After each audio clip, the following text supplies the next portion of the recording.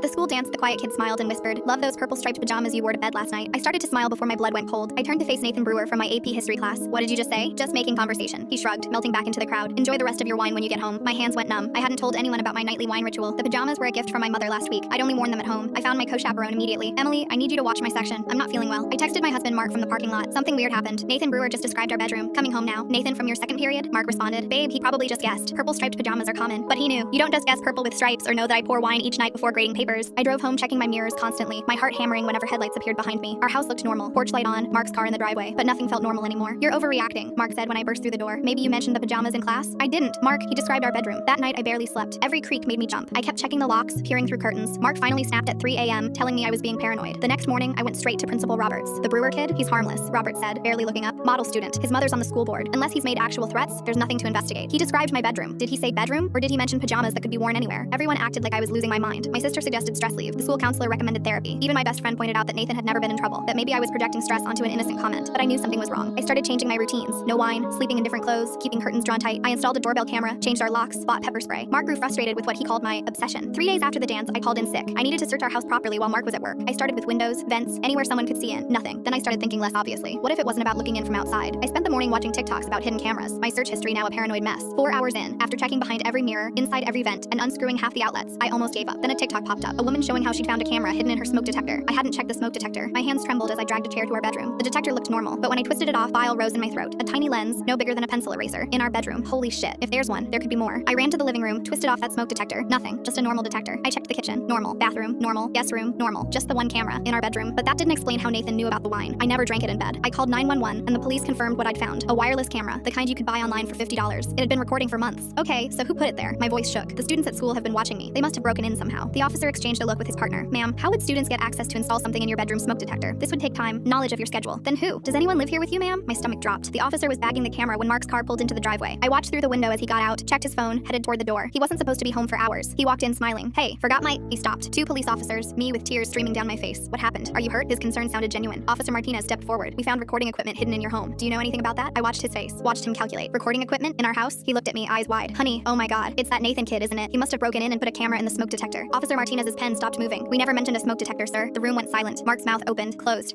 You said recording equipment. Where else would someone hide?" The officer cuffed him mid-sentence. After further investigation, they discovered he'd been live streaming to hundreds of viewers, accepting donations for requests. There was hours and hours of footage from different rooms: bedroom, bathroom, home office, living room, kitchen. He had one fake smoke detector with a camera inside. He'd swap it with the real smoke detectors throughout the house, moving it room to room based on what viewers wanted. "Bedroom this week, went to see the bathroom. And somehow kids at school had found the stream weeks ago," Nathan later told police.